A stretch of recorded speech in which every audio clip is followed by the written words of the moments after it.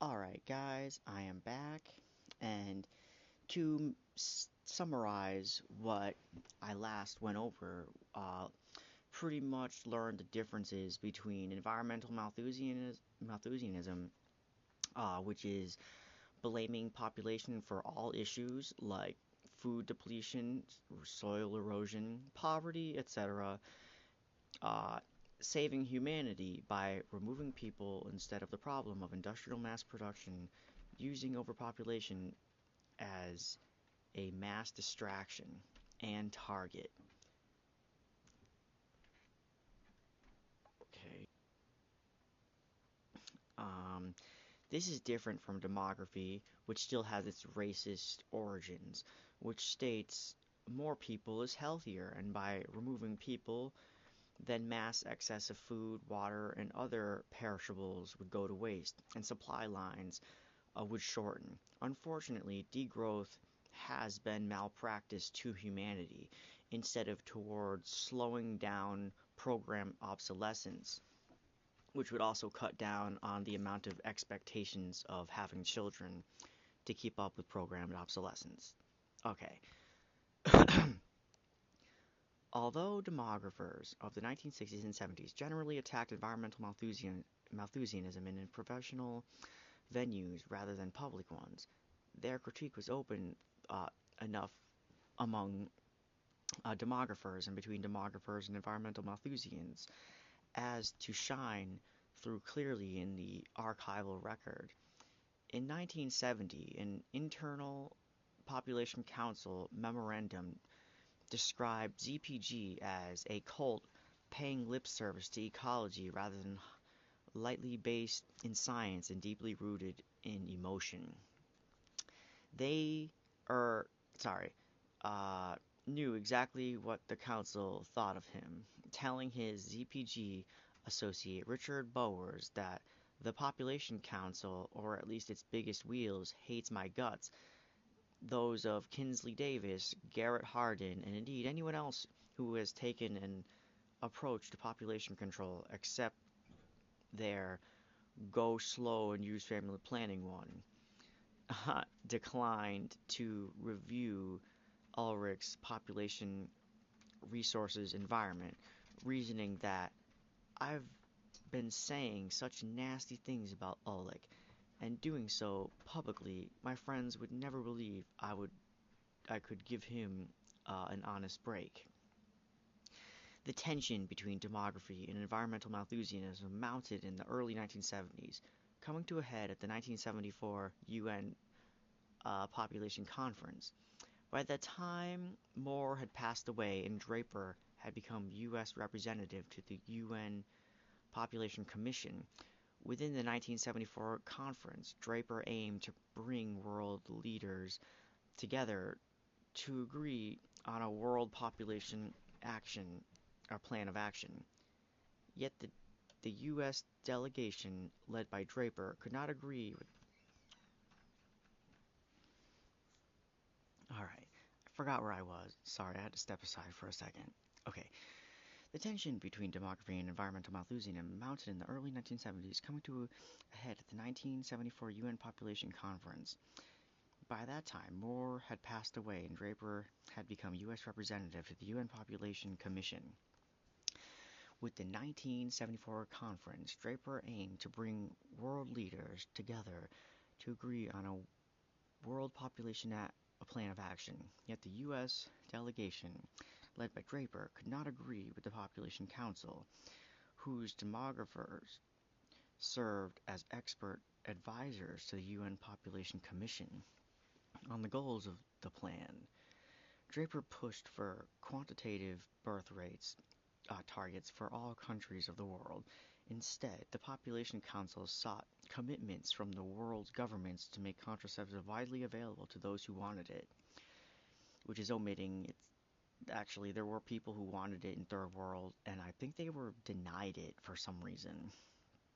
Anyways, I probably shouldn't be saying that without a direct source, but I'm pretty sure I've read some weird shit like that. Okay.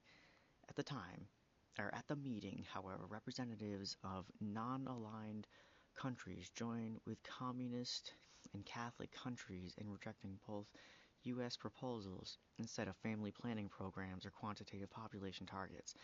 Leaders of non-aligned countries recommended implementation of new international economic order that had been proposed in 1972 by UN Congress or by the UN Conference on Trade and Development and adopted early in the 1974 by the UN General Assembly.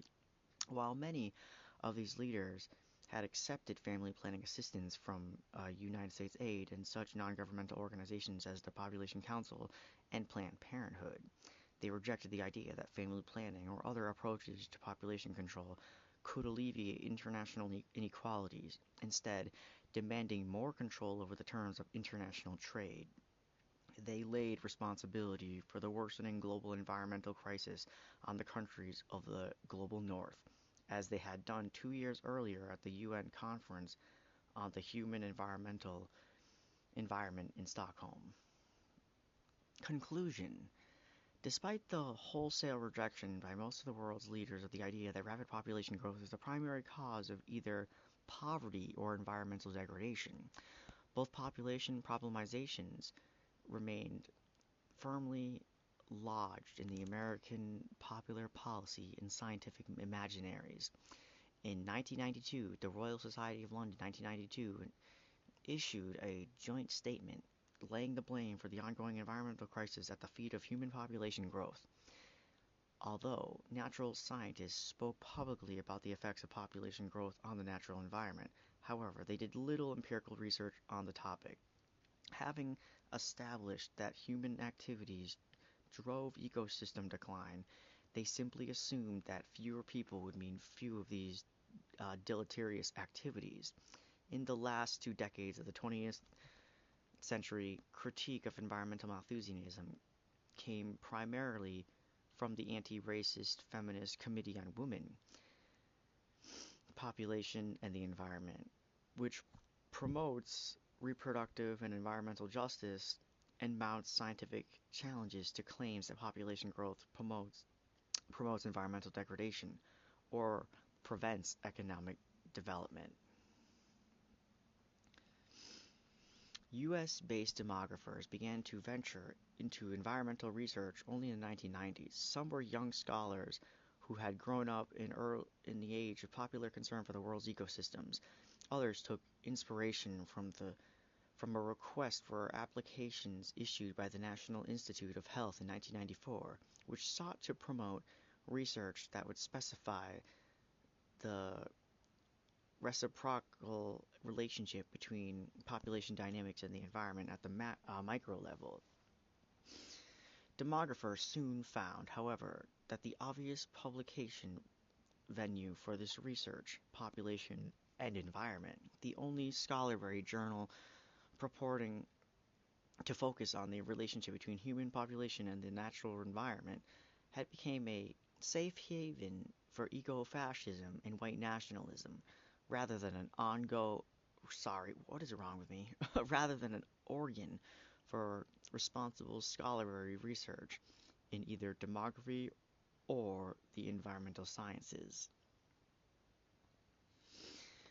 Population and environment had been launched in the early 1980s by the American Psychological Association to publish research on social environment as the determinant of childbearing and other demographic behavior.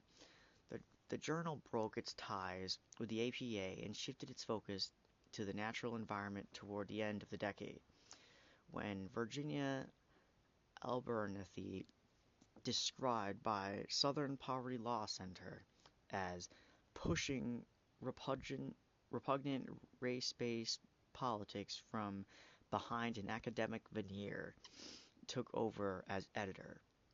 In 1998, the journal replaced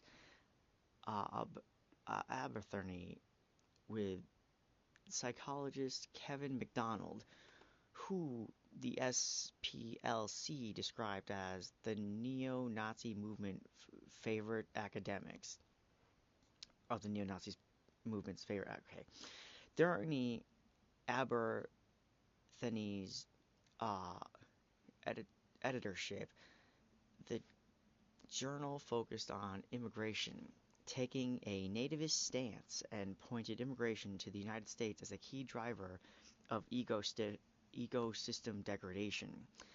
During the McDonald period, the journal became an outlet for racist evolutionary scholarship sponsored by the Pioneer Fund. Alright, comment in the chat to do some research on the Pioneer Fund. Sorry I keep asking you guys to comment just to remind me of all things. Just my memory is pretty bad, and there's a lot of things that this is touching upon that I want to expand with. Alright, when Springer acquired Population and Environment in 2024, the publisher worked with demographers to oust the journal's editorial board, redesign its cover, rewrite its mission statement, and clear out its publishing queue, turning it into the reputable demography journal it is today. Evelyn Baker, 2019 Personal Communication, Lori Hunter, 2018 Personal Communication.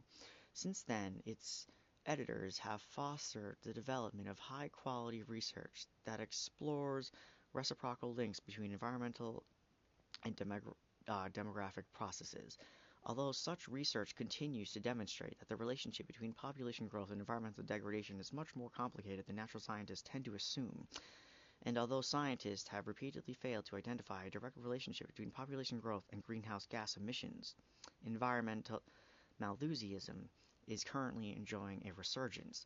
Today, as in the times of Ulrich and Hardin, Vaux and Osborne, as well as Pearl and East, environmental Malthusianism provides scientific legitimacy for policies that police the reproduction of the world's most vulnerable people while leaving more proximate causes of environmental devastation unaddressed. Well, money talks, so it doesn't really matter. This is all that really is that money can just sweep away the actual issues while, everybody else is just a target. It's actually the most disturbing thing that people have a hard time talking about, because I think I went into the last video which talked about how by talking about environmental issues through its corruption, people tend to think that means that you don't believe in climate change. But anyways, since the end of World War II, environmental Malthusians have pointed to ecosystem degradation as supposedly obvious evidence that Earth is already overpopulated and have called for population control as an alternative to environmental degradation and economic redistribution. Despite their scientific opposition, demographers collaborated with environmental Malthusians just long enough in the 1950s and 1960s to create a global population movement that advanced the agendas of both groups. The harms caused by the movement, both by government and explicitly limited childbearing, such as China, and by supposedly voluntary programs that nonetheless impose contraceptive where it was not desired, have been well documented. However, even the most critical historians of population control movement largely fail to recognize the illusory nature of the scientific consensus that claim to undergird it. Sorry. Okay. So, again, in the comment section, I'm going to make this, or please remind me to read the notes on this, because I want to make that a separate video, actually. Alright. I'll be doing more research after this. Thank you for watching.